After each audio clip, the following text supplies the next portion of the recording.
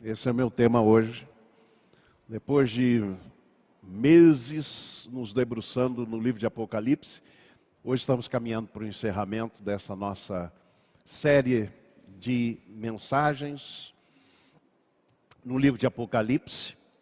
E como eu disse, depois que li o comentário de Eugene Peterson sobre o Apocalipse, aqui o nome, está aqui, Eugene Peterson, falecido recentemente, pastor e professor de teologia norte-americano.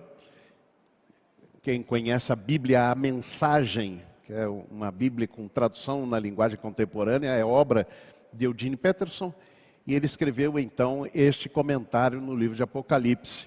Trovão Inverso, o livro do Apocalipse e a oração imaginativa. Rio de Janeiro, Abacuque, editora, que é também subsidiária da Damprevan, 2005. Não? Esse livro, infelizmente, não foi reeditado. Ele está esgotado já há muito tempo, há muitos anos, mas você consegue facilmente em PDF aí pela internet, né? Infelizmente não foi reproduzido. Tá ok? Então, Eugene Peterson, durante muitos anos, né? Aliás, eu nunca tomei essa iniciativa de pregar em série no livro de Apocalipse, porque me parecia bastante difícil e a maioria dos comentaristas, a maioria dos pregadores tentam decifrar os códigos que estão ali no Apocalipse. E aí você tem um que diz uma coisa, outro que diz outra, né? O 666, por exemplo, né? Tem gente que vai, identifica, é fulano de tal, é ciclano e tal. E me pareceu sempre uma tentativa, inclusive, de marcar o tempo, né? De determinar o dia e a hora em que Cristo há de voltar a este mundo. O que o próprio Jesus disse em Mateus, quando ele fala sobre o fim do mundo, ele diz, daquele dia e hora, ninguém sabe, pois virá como um ladrão. Né? E ele diz, nem o filho, somente o pai. Mas tem gente que talvez pense que é melhor do que Jesus, né? Para poder prever e etc. E a história humana nos fala de muita gente que tentou prever, agora vai acontecer, né? Agora está em voga novamente, Ezequiel, Gog e Magog, né? A guerra final, o Armagedon, como a gente estudou aqui, enfim.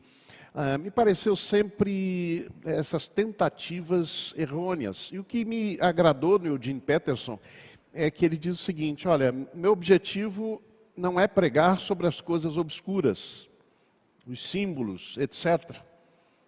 O meu propósito é pregar sobre as coisas absolutamente claras no livro de Apocalipse. Não é?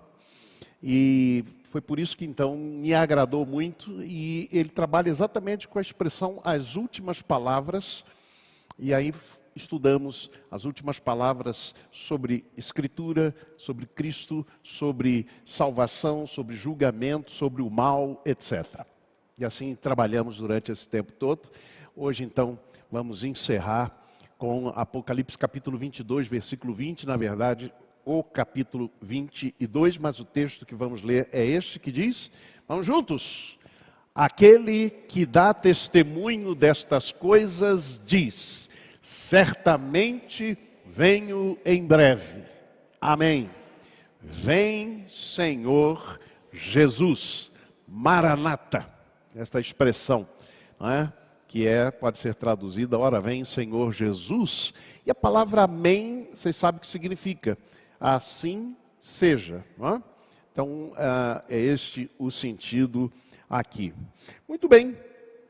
O que é o livro do Apocalipse? O que era a literatura apocalíptica, que foi um estilo de literatura que durou do segundo século antes de Cristo até o segundo século depois de Cristo.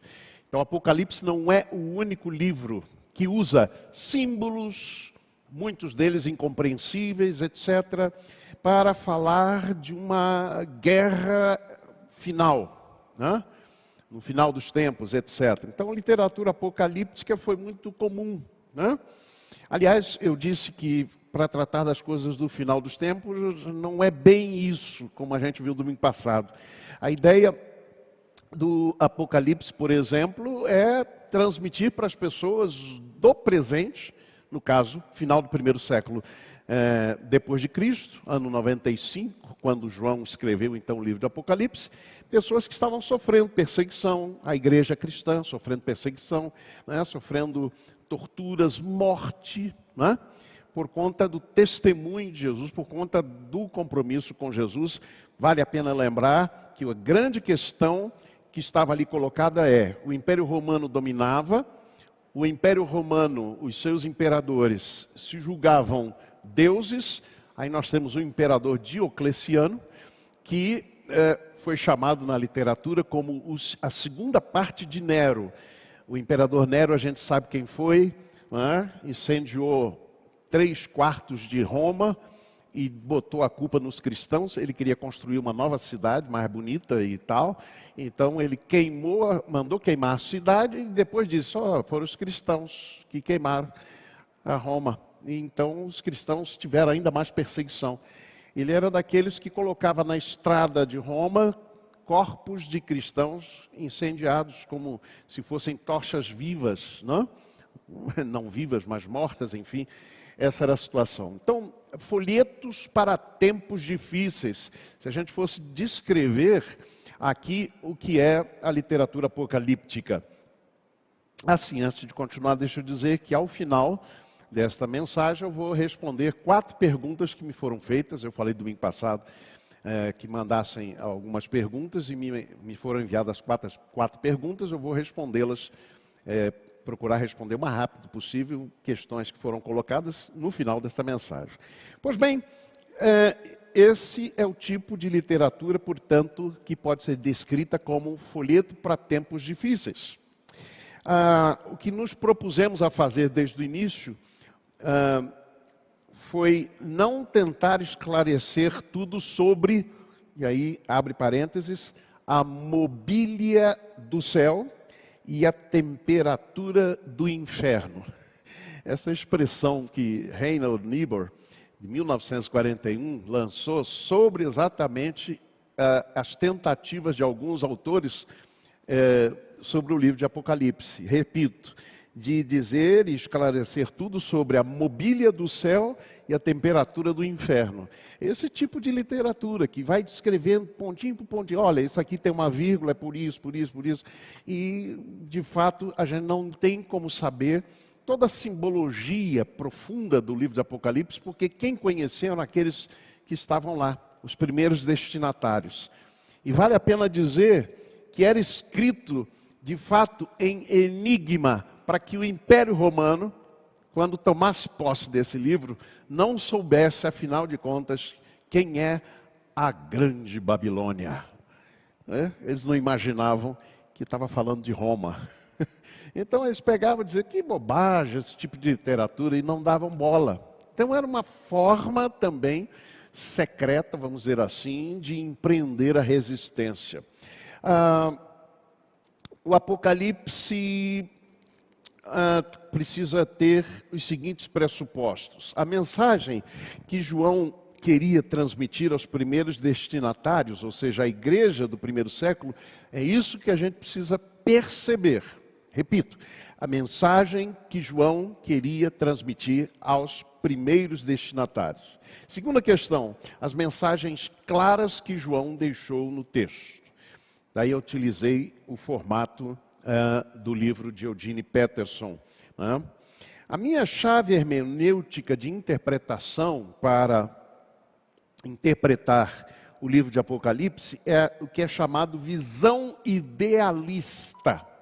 Há várias formas de interpretar, há várias ferramentas para interpretar o Apocalipse. Uma delas é chamada visão idealista, segundo a qual, entre mensagens para a igreja do primeiro século e profecias acerca do tempo futuro, o Apocalipse mostra princípios sempre válidos para nós hoje, século 21, na nossa experiência cristã. Esta é a forma que a gente procurou trabalhar ou procura interpretar o livro de Apocalipse. Eu pulei aí o texto bíblico, né, mas já lemos. O Apocalipse, então, precisa ser entendido. Ele não é uma mensagem futurista para passageiros de um avião em turbulência. Eu falei isso logo lá no início. Né? A gente podia imaginar, a gente dentro de um avião, ele começa a tremer muito, né?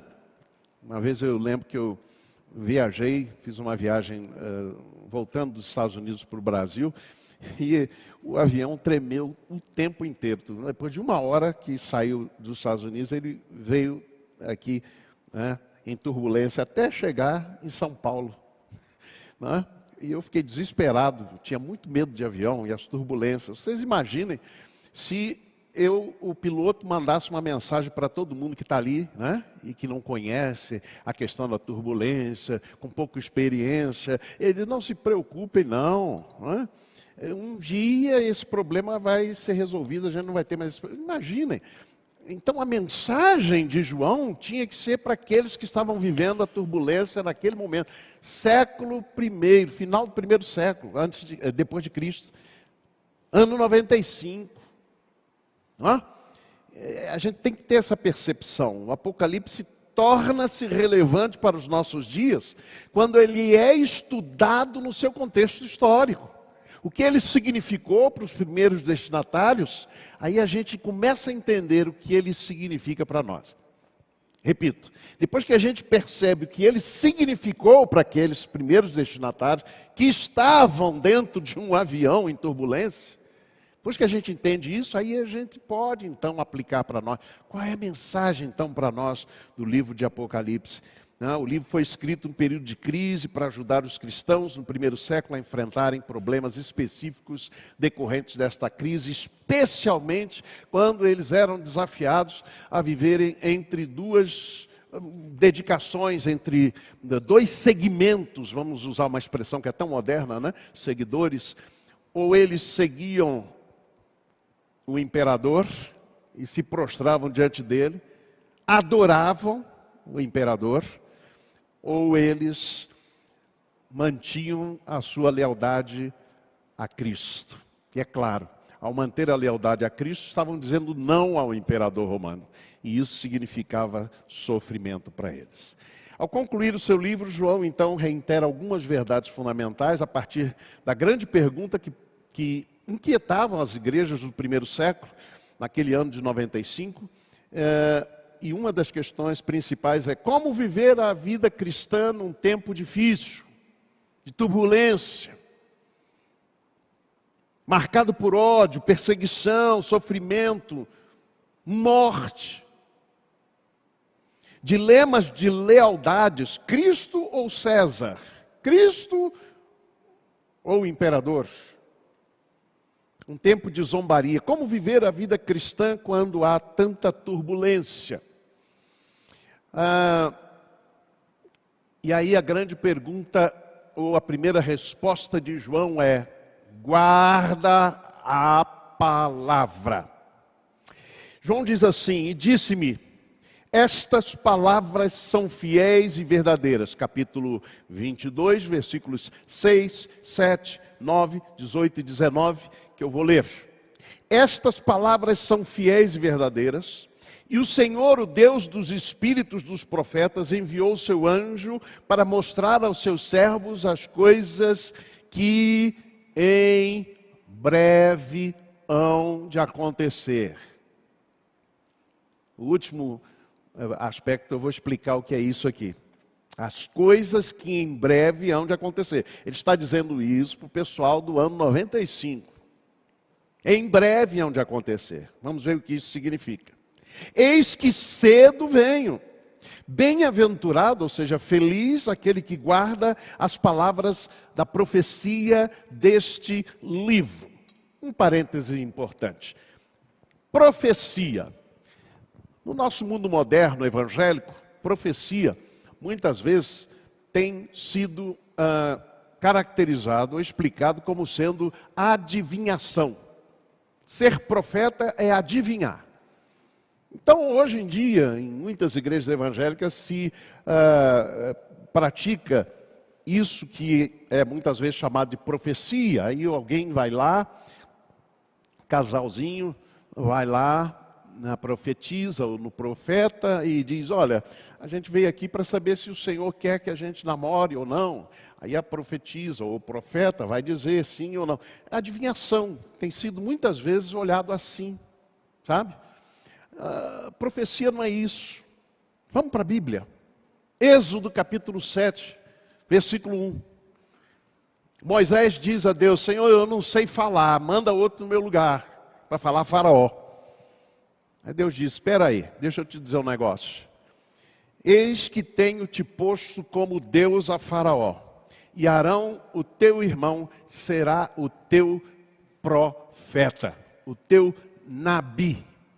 Esta expressão do Antigo Testamento principal para profeta, que é diferente de vidente. Há uma expressão usada para vidente.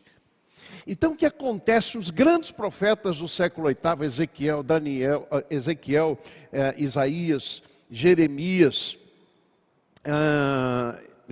Amós, Ezequiel, Isaías e Jeremias, são os 4 grandes profetas do século VIII. Vocês podem notar, qual é a expressão mais comum neles? Assim diz o Senhor. Profeta é porta-voz de Deus. Quando você, algum professor de escola bíblica dominical, está explicando a Bíblia, você está sendo, naquele momento, porta-voz de Deus, profeta. É isso que é profeta. Porta-voz de Deus, traz a palavra de Deus.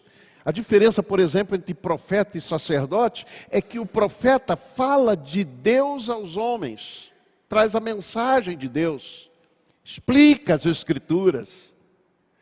O sacerdote fala dos homens a Deus, leva-os à presença de Deus, intercede, etc, etc. Essa é a diferença entre profeta e sacerdote. Então, voltando aqui, quando ele diz, bem-aventurado aquele que guarda as palavras da profecia deste livro, não é adivinhação sobre o fim, não. Ele está dizendo, as palavras do porta-voz de Deus que estão neste livro. Mas ele me disse, olha, não faças tal, porque eu sou conservo teu e de teus irmãos os profetas e dos que guardam as palavras deste livro. Adora a Deus. Eu testifico a todo aquele que ouvir as palavras da profecia deste livro. Preste bem atenção aqui. Se alguém lhes acrescentar alguma coisa, Deus lhe acrescentará as pragas que estão escritas neste livro. E se alguém tirar qualquer coisa das palavras do livro desta profecia, Deus tirará a sua parte da árvore da vida e da cidade santa que estão descritas neste livro.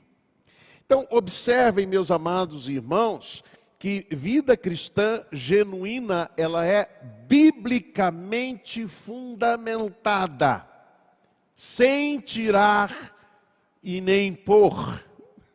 Sem tirar e nem pôr. Esse é o nosso problema muitas vezes. Nós cremos na Bíblia, mas muitas vezes nós talvez achemos que a Bíblia não explica tudo, a gente precisa botar uma coisinha lá. E aí algumas pessoas vão acrescentando. Não sei quantos se lembram que havia uma história, vamos dizer assim, que rolou no meio evangélico antes de chegarmos ao ano 2000. A 2000 chegarás, de 2000 não passarás. Vocês ouviram isso aí?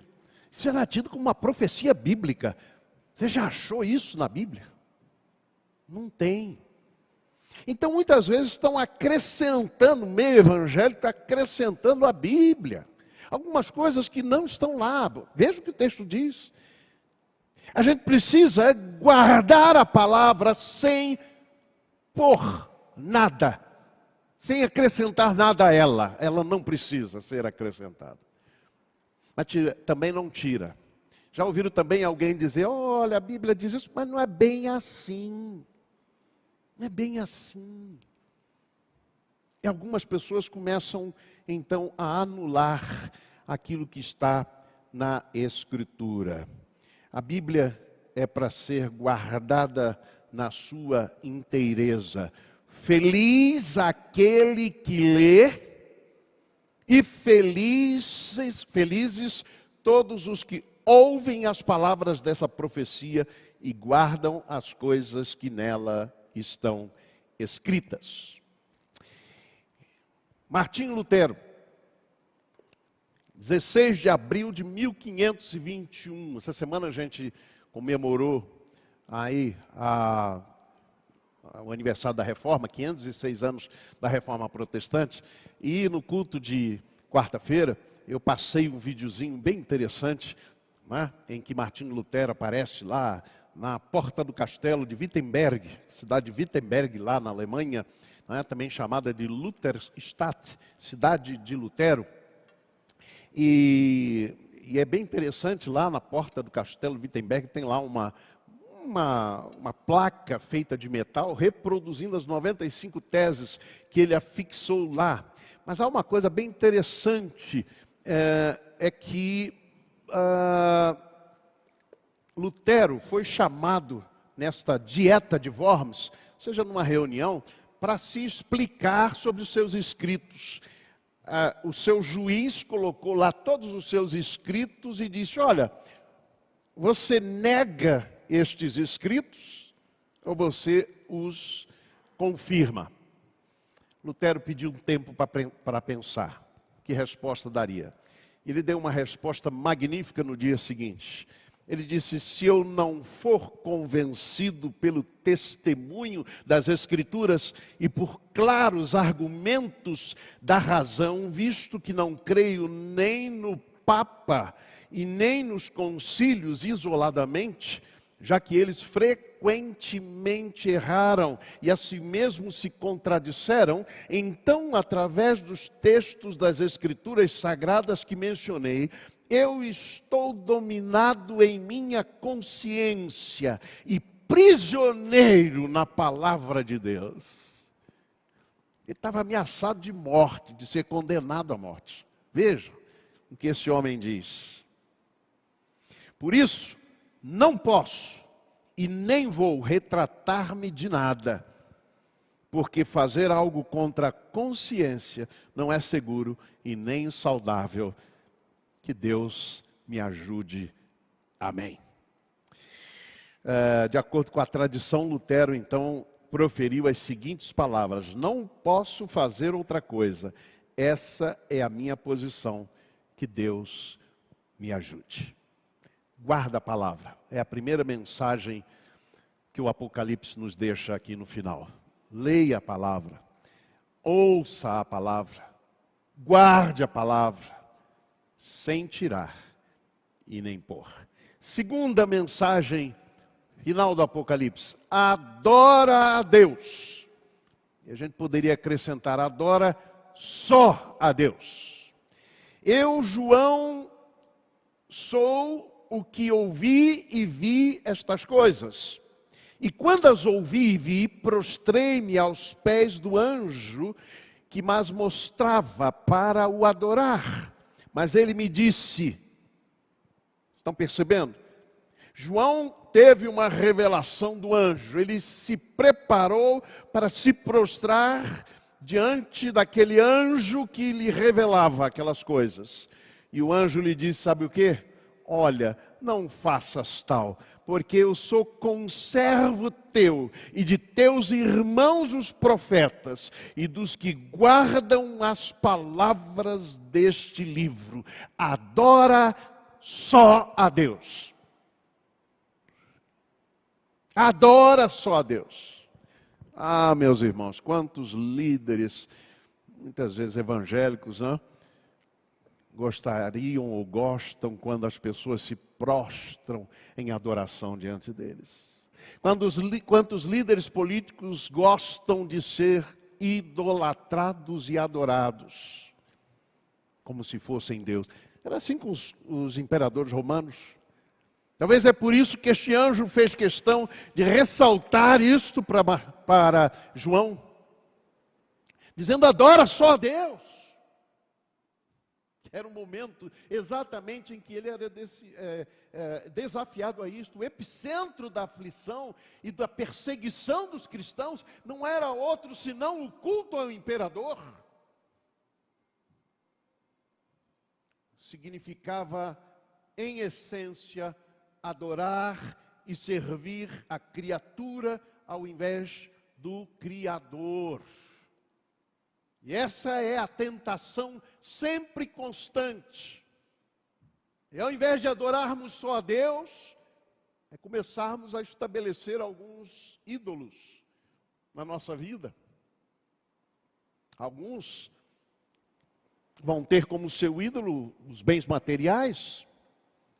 Outros vão ter como seu ídolo um líder político, que vão seguir cegamente. Outros uma ideologia, um partido político. Outros a própria família, por exemplo, vão idolatrar.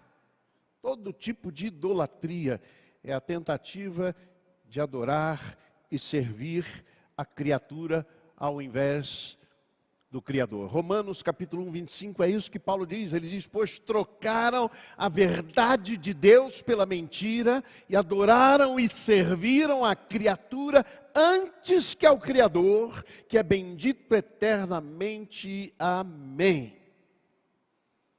Curioso, é a segunda vez que João tentava adorar o anjo. A primeira vez foi capítulo 1, versículo 1. Revelação de Jesus Cristo, que Deus lhe deu para mostrar aos seus servos as coisas que brevemente devem acontecer, e enviando-os pelo seu anjo, as notificou a seu servo João. Aí capítulo 19, 10 diz, então me lancei aos seus pés para adorá-lo. Fez isso capítulo 19. E faz de novo, tenta de novo. A tentação era a mesma. Mas era importante que a palavra final que João aprendeu foi esse: adora só a Deus. Adora a Deus, adora e serve só a Deus. Como é que a gente pode enfrentar um tempo cheio de turbulências, irmãos? Adorando só a Deus, seguindo só Jesus. Só Jesus. Esse é o grande desafio que nós temos diante de nós. Terceiro e último aspecto. Vive hoje com senso de urgência.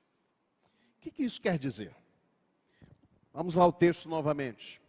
E disse-me, estas palavras são fiéis e verdadeiras, o Senhor Deus dos espíritos dos profetas enviou o seu anjo para mostrar aos seus servos as coisas que em breve hão de acontecer. Eis que cedo venho, bem-aventurado aquele que guarda as palavras da profecia deste livro. Disse-me ainda, não celes as palavras da profecia deste livro, porque próximo está o tempo. Aquele que testifica estas coisas diz, certamente cedo venho. Amém. Vem, Senhor Jesus.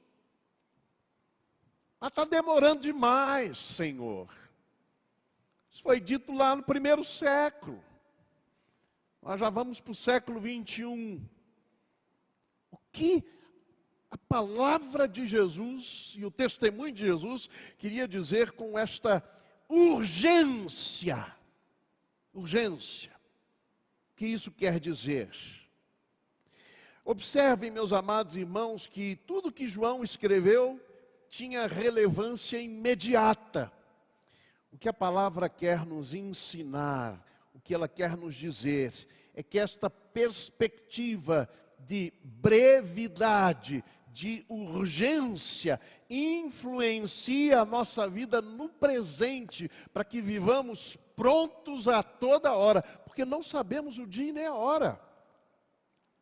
É isso que é viver o hoje com senso de urgência. Ah, não, Jesus ainda vai demorar a voltar. Né? A gente tem que ter presente aquela expressão do próprio Jesus. Ele diz, vocês não sabem o dia e a hora, então vigiem. Vigiem. Não se esqueçam de vigiar. Há uma canção popular uma canção popular no Brasil, e que foi escrita por um compositor brasileiro, Milton Nascimento, e que passava um pouquinho desta ideia da urgência. Vamos ver aqui. Esta expressão numa canção chamada Carta à República. Eu não me lembro agora qual o ano que foi escrito, mas era exatamente quando surgiu o movimento da Nova República, enfim. E esta canção diz assim: e foi por ter posto a mão no futuro, que no presente preciso ser duro. Eu não posso me acomodar, quero um país melhor. Esta canção resume um pouco o que é este sentido de urgência. Quem sabe ou quem tem uma visão do amanhã melhor do que o presente, começa, portanto, a sofrer agora com o presente, mas a viver nesta perspectiva. Eu preciso agora começar a antecipar aquelas coisas que estão previstas para amanhã. Isso, Jürgen Moltmann, vocês já conhecem, já mencionei aqui algumas vezes, escreveu no seu livro Teologia da Esperança, em que ele descreve a escatologia é em teologia, doutrina das últimas coisas, e ele então escreve neste livro, editado em 1952, Teologia da Esperança, ele, primeira coisa, descreve o seguinte: a escatologia não é a doutrina das últimas coisas. A escatologia é a doutrina da esperança cristã. É assim que ele define, ou redefine, a escatologia. Tem muita gente que gosta muito de escatologia, etc. Vamos calcular aqui quando é que Jesus vai voltar. Pois bem, ele está dizendo isso. E por isso escreveu um livro chamado Teologia da Esperança. E olha o que ele diz: quem espera em Cristo não pode mais contentar-se com a realidade dada, mas começa a sofrer por causa dela, a contradizê-la. Ou seja, quem sabe o que Deus está preparando para aqueles que o amam, no amanhã, começa a sofrer. Não se contenta mais com a realidade presente, porque sabe o que é o amanhã de Deus. Paz com Deus significa inimizade com o mundo, pois o aguilhão do futuro prometido arde implacavelmente na carne de todo presente não realizado. Uma poesia belíssima de Jürgen Moltmann, quando ele diz isto: o aguilhão do futuro prometido arde implacavelmente na carne de todo presente não realizado. Quem espera em Cristo, quem sabe o que nos reserva o dia de amanhã, começa a mudar o seu próprio presente. Isto é viver com senso de urgência. E clamar e dizer: ora vem, Senhor Jesus. Como viver a vida cristã em um presente difícil, marcado por ódio, perseguição, sofrimento, morte, dilema de lealdades, Cristo ou César, zombaria. Como viver a vida cristã quando há tanta turbulência? Vive hoje com senso de urgência. Olha o que está prometido para amanhã e começa a buscar para que ele comece a acontecer agora. É assim que vamos concluindo. Não pensamos mais no futuro com a ansiedade da cronologia, escreveu Eugene Peterson. Isto é, vamos contar aqui os dias, os meses que faltam, o ano que vai acontecer. Não é isto. Não pensemos mais, ou não pensamos mais no futuro com a ansiedade da cronologia, do cronos, que é a expressão grega para exatamente o tempo como cronologia, não é? Como acontecimentos um atrás do outro, mas com a alegre expectativa do kairos. Kairos é uma outra expressão grega que é usada na Bíblia para tempo oportuno, tempo de Deus, o tempo que Deus vai realizar o seu propósito na nossa vida. Ora vem, Senhor Jesus. Maranata. Este é o desafio do livro do Apocalipse. Nós possamos fazer assim, guarda a palavra, adora só a Deus e vive hoje com senso de urgência, sabendo que a qualquer momento pode ser que nos encontremos com o Senhor, que estejamos vigilantes e prontos para isso. Que Deus nos abençoe. Ainda não. Vamos às perguntas? Me foram encaminhadas 4 perguntas. E eu vou ler os textos primeiro que representam as perguntas e tentar responder o mais breve possível. Não vai dar, obviamente, para a gente ficar aqui debruçando durante muito tempo sobre isso, não? Mas vamos lá. Primeira pergunta está baseada nesse texto. Vi um novo céu, uma nova terra, porque já o primeiro céu e a primeira terra passaram e o mar já não existe. Apocalipse 21, 1. Essa pergunta eu mesmo levantei aqui, depois uma pessoa, né? Silvia, foi lá atrás e me disse, pastor, que negócio é esse? No céu não vai ter mar? Né? Lembra que a gente já falou, novo céu, nova terra. A gente falou sobre isso. Muito bem, antes de começar a responder, só para lembrar, o livro de Apocalipse é escrito com símbolos. Tudo é usado com uma simbologia muito forte, tá bom? Então vamos à pergunta, é esta. Se o mar foi criado por Deus, é bom?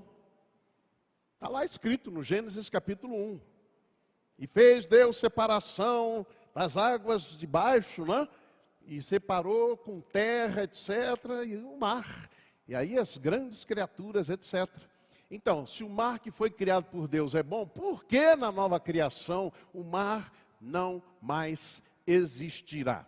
Bom, Paulo em Romanos capítulo 8 vai dizer que toda a criação, após a queda do homem lá no Gênesis, né? Adão e Eva, toda a criação ficou sujeita à corrupção, é a expressão usada. E uma das coisas mais interessantes é que o mar passou a ser ameaça. Então você vai lendo os textos bíblicos e você vai vendo que o mar é considerado uma ameaça. Aí você chega lá no Novo Testamento, por exemplo, lá no Salmo vai dizer assim, aquele que serve a Deus, o servo de Deus, não é? Vai ser guardado pelo Senhor no resvelar das muitas águas, elas a ele não chegarão. Então o mar era considerado uma ameaça. Vamos lembrar do Jonas? Fujão, foi jogado onde? No mar. Lá estava a grande criatura que engoliu Jonas. E assim vai. Aí você chega no Novo Testamento, o mar que não é o mar da Galileia, é um lago, mas ali há muitas tempestades e o mar passa a ser ameaça constante. Ameaça constante. A ponto de quando Jesus acalma o mar, o que é que os discípulos dizem? Quem é este que até o mar lhe obedece? Até o mar. Há uma personificação do mar como se fosse um ser vivo. A gente precisa perceber isso, né? O mar obedece, o mar tem vontade própria, não é? A gente sabe que não é bem assim, mas é uma expressão muito forte semita. Então, o que acontece quando o Apocalipse vai dizer o mar já não mais existirá? Está dizendo o seguinte, aquilo que é ameaça não vai chegar no novo céu e na nova terra. Tudo aquilo que vocês consideram como ameaça. Então, não é que não vai ter mar, mas está sendo usado no sentido simbólico como uma ameaça à vida e à felicidade humana. Tá ok? Respondido?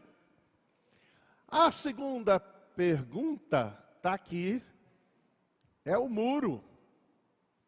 A santa cidade de Jerusalém, que descia do céu da parte de Deus, tinha um grande e alto muro. Para que muro, pastor? Ué, no novo céu, nova terra, para que a nova Jerusalém precisa de muros? Então, mais uma vez, a gente recorda que o Apocalipse está retratando a realidade daquele povo, né? Aí você tem o Salmo 46. Deus é o nosso refúgio e fortaleza, socorro bem presente nas tribulações. E há uma expressão em Isaías 26, que ele diz que Deus pôs a salvação como muros e antimuros. O que acontecia naquela época? As cidades precisavam de proteção contra animais selvagens e, claro, nós estamos num período que tem invasão, né, toda hora de cidade pelos inimigos, etc. Então tinha que ter muro, né? Os muros, portanto, cercavam e protegiam a cidade. O que João está dizendo através dessa imagem dos muros da cidade, que são bem altos, né? São bem altos, e observe que os fundamentos, ele diz, tinha um grande e alto muro, cercando a cidade. O que João está querendo dizer com essa imagem? É que lá, no novo céu e nova terra, nenhum daqueles inimigos que vocês temem chegarão mais. Vocês estarão protegidos. Vocês estarão protegidos. Na verdade, de fato, nem precisa de muro. Mas se você olhar o muro, é um muro vivo. É uma cerca viva que está dizendo ali. Por quê? Os fundamentos são as 12 tribos de Israel. As portas, estão escritos os nomes dos 12 apóstolos. É uma cerca viva. É um muro de gente, na verdade. A proteção, na verdade, maior é o próprio Deus. Mas a verdade é isto. O novo céu e a nova terra não precisam, de fato, de muro. Lá não vai entrar nem mal e nem coisa ruim. Amém? Próxima pergunta. Bem-aventurado e santo aquele que tem parte na primeira ressurreição. Sobre estes não tem poder a segunda morte, mas serão sacerdotes de Deus e de Cristo e reinarão com ele 1000 anos. O chamado milênio. Eita, texto complicado é esse. Você juntar 4 teólogos, você vai ter 5 ou 6 visões diferentes da escatologia e do capítulo 20 de Apocalipse, o chamado milênio. Existem pelo menos 3 linhas de interpretação disso, os chamados pré-milenistas, os chamados amilenistas e os chamados pós-milenistas. Complexo? Não vou aprofundar isso aqui não, porque é muito complicadinho e vai levar muito tempo. Mas é só para explicar que cada um desses põe o milênio num certo lugar e posição. A pergunta que me foi feita foi pela Andréia, né, Andréia? Jesus vai reinar aqui na terra? Como Jesus reinaria aqui na terra antes da Nova Jerusalém descer? Mais uma vez eu lembro, tudo que está no Apocalipse, ou quase tudo, é extremamente simbólico. Quando se fala em 1000 anos, né, reinarão com ele 1000 anos, é preciso entender que esta expressão 1000 anos não é contadinha, 1000 anos, exatamente 1000 anos, assim como o 7, você não precisa ter exatamente o número certinho. Mas é um tempo longo que só Deus conhece, e que vai durar, preste atenção, entre a primeira vinda de Jesus, lá, ano 6º, depois de Cristo. Vocês sabiam que, na verdade, antes de Cristo. Jesus nasceu no ano 6º antes de Cristo? Você sabia disso? É um erro no calendário. Mas muito bem, no nosso calendário é ano 0, né? Jesus nasceu, ok. Então, esses 1000 anos é um tempo que decorre entre a primeira vinda e a segunda vinda. Os pré-milenistas vão jogar para depois da segunda vinda. Aí começa a complicar. Porque a ideia de um milênio na Terra, não é? De Jesus reinando na Terra, quando você lê o texto, você começa a ver que o negócio começa a complicar. Mas como assim? As pessoas serão obrigadas a servir a Cristo? Durante esse tempo, Satanás está atado, amarrado, mas mesmo assim as pessoas estão resistentes a Cristo. Mas como é que é isso? O problema do pré-milenismo é que acaba criando esta ideia que vai ter duas voltas. A primeira, né? Quando ele vem, instaura o milênio, e a segunda depois. Porque aí depois disso tudo vem a grande tribulação, né? Vem a grande tribulação, e aí Jesus volta para implantar de fato as coisas no final. Não é assim. Preste atenção, o versículo 20, não é 20? É 20? É 20? É. 26. Bem-aventurado e santo. Não. Não é 20 não. É 20. 22 não é? Hein? Eu estou em 22. Não, não é não. Acho que eu errei aqui a referência. Bem-aventurado e santo aquele que tem parte na primeira ressurreição. É isso mesmo. É isso mesmo. Aquele que tem parte na primeira ressurreição. Sobre esses, a segunda morte não tem autoridade. Pelo contrário, serão sacerdotes de Deus e de Cristo e reinarão com ele os 1000 anos. Versículo 4. Versículo 4. Porque o versículo 6 está subordinado ao versículo 4. Vi também tronos, e nestes sentaram-se aqueles aos quais foi dada a autoridade de julgar. Vi ainda as almas dos decapitados por causa do testemunho de Jesus, bem como por causa da palavra de Deus. Tantos quantos não adoraram a besta, nem tampouco a sua imagem, e não receberam a marca na fronte e na mão, e viveram e reinaram com Cristo durante 1000 anos. Esse milênio não é na terra, não. É no céu, está óbvio. São almas. É gente que foi morta, mas que ressuscitou lá na eternidade, está lá. Entre a primeira vinda de Cristo e a segunda vinda de Cristo, é este tempo quando eles estão reinando lá na presença de Deus. Se hoje for chamado a presença de Deus, que não aconteça, né, gente? Mas pode acontecer. Se eu for chamado à presença de Deus, eu tenho certeza que estou salvo, né?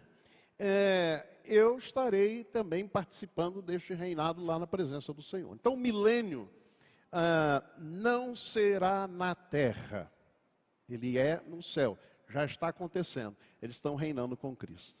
Interessante que a palavra trono, por exemplo, ela vai aparecer várias vezes na Bíblia, 47 vezes no livro do Apocalipse. 3 delas se referem, só 3 se referem a trono na terra. E todas as 3 que se referem a trono na terra, se referem ao trono de Satanás. Trono de Satanás. Nenhuma vez se fala em trono na terra, no livro de Apocalipse, se refere a algo aqui na terra. Né? Não sei, essas 3 vezes se refere ao trono de Satanás. E aqui fala dos tronos que vão assentar, e eu vi que estavam assentados aqueles que foram decapitados por causa do testemunho de Jesus. Portanto, nós os batistas, por exemplo, de um modo geral, cremos na linha amilenista. Ou seja, nós cremos que este milênio, na verdade, significa o reinado de Cristo na nossa vida, o reinado de Cristo em nosso coração, aqui sim, na terra, mas principalmente lá na eternidade com aqueles que já morreram. Ok? E a última pergunta, diz assim o texto, Apocalipse 14, 4, estes 144.000 são os que não se contaminaram com mulheres. Que negócio é esse? Quer dizer que os 144 mil que serão salvos são só homens?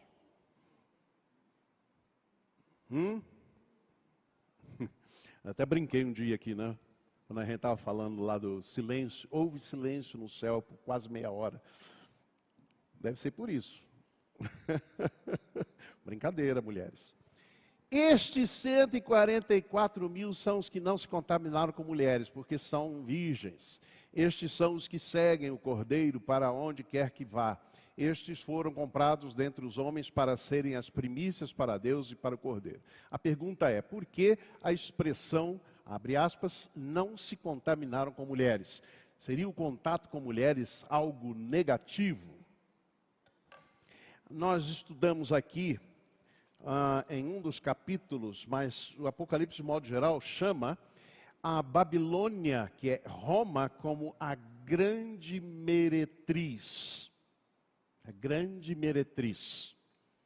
Não é?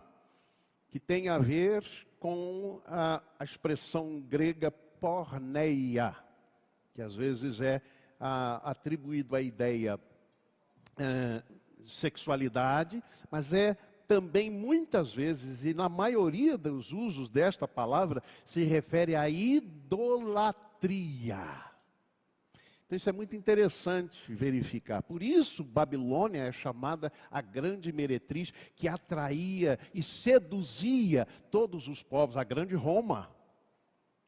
Então o que o texto está dizendo é que esses 144 mil são aqueles que não se prostraram e não se renderam à grande meretriz. É assim que o Apocalipse de João chama a Babilônia, a Roma. A grande meretriz são aqueles que não se contaminaram com este império que, na verdade, perseguia o povo de Deus e que, portanto, perseguia o próprio Deus. Então, este é o sentido, mais uma vez simbólico, mas de modo algum está se referindo aqui às mulheres, enfim, de modo geral, mas se refere a exatamente essas. Ok? Respondido? Não vou nem perguntar. Tem mais pergunta? Melhor não. Vamos lá. Estamos caminhando então para encerrar. Que Deus nos abençoe e nos dê da sua percepção cada vez maior. E vamos lembrar da grande lição, das 3 profundas lições que o Apocalipse deixa para nós hoje. Guarda a palavra. Adora só a Deus. Vive hoje com senso de urgência. Que Deus nos abençoe.